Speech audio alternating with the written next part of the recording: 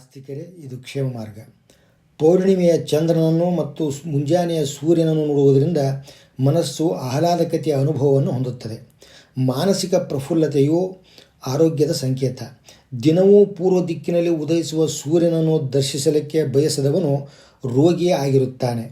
ಉದಯಿಸುವ ಸೂರ್ಯನು ನಮ್ಮೊಳಗೆ ಹೊಸ ಜೀವಕಳೆಯನ್ನು ತುಂಬಿ ನಾವು ಉಲ್ಲಸಿತರಾಗಿ ನಿತ್ಯದ ಕಾರ್ಯದಲ್ಲಿ ತೊಡಗಿಸಿಕೊಳ್ಳುವಂತೆ ಮಾಡುತ್ತಾನೆ.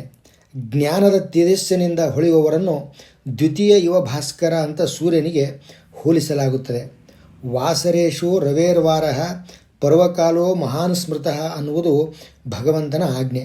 ಶ್ರೇಷ್ಠವಾದ ಭಾನುವಾರವನ್ನು ಧಾರ್ಮಿಕ ಕಾರ್ಯಗಳಿಗೆ ಮೀಸಲಿಟ್ಟು ದೈವಿಕ ಆಸ್ತಿಯನ್ನು ಸಂಪಾದಿಸಲು ಇರುವ ಅವಕಾಶವನ್ನು ನಮ್ಮದಾಗಿಸಿಕೊಳ್ಳಬೇಕು.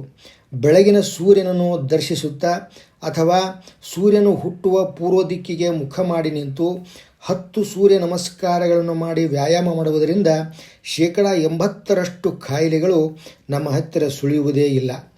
ನಿತ್ಯವೂ ಸೂರ್ಯ ನಮಸ್ಕಾರವೆಂಬ ವ್ಯಾಯಾಮವನ್ನು ಮಾಡುವುದರಿಂದ ಅಗತ್ಯಕ್ಕಿಂತ ಹೆಚ್ಚು ದುಡಿದರೂ ದೇಹಕ್ಕೆ ಆಯಾಸವಾಗದೆ ದಿನಪೂರ್ತಿ ಲವಲವಿಕೆಯಿಂದ ಇರಬಹುದು. ಶೃಣುಧ್ವಂ ಮುನಿಶ್ಯಾರ್ದೂಲ ಸೂರ್ಯಸ್ಯ ಕವಚಂ ಶುಭಂ ಶರೀರಾರೋಗ್ಯದಂ ದಿವ್ಯಂ ಸರ್ವಸೌಭಾಗ್ಯದಾಯಕಂ ದೇದೀಪ್ಯಮಾನ ಮುಕುಟಂ ಸ್ಫುರನ್ಮಕರ ಕುಂಡಲಂ. ದೈಹಿಕ ಹಾಗೂ ಆರ್ಥಿಕ ಲಾಭಗಳನ್ನು ಕೊಡುವ, ಜಗತ್ತನ್ನೇ ಬೆಳಗಿಸುವ ಸೂರ್ಯ ನಾರಾಯಣನ ಭಾನುವಾರದಂದು ಆತನಿಗೆ ಕೃತಜ್ಞತೆ ಸಲ್ಲಿಸಿ ಧರ್ಮದ ಗಂಟನ್ನು ಕಟ್ಟುತ್ತಾ ಜಟ್ಟಿಯಾಗಿ ಬದುಕಿ ಗಟ್ಟಿಯಾದ ಭಾರತವನ್ನು ನಿರ್ಮಿಸೋಣ. ಕ್ಷೇಮ ಮಾರ್ಗವನ್ನು ಅನುಸರಿಸಿ ಕ್ಷೇಮವಾಗಿರಿ.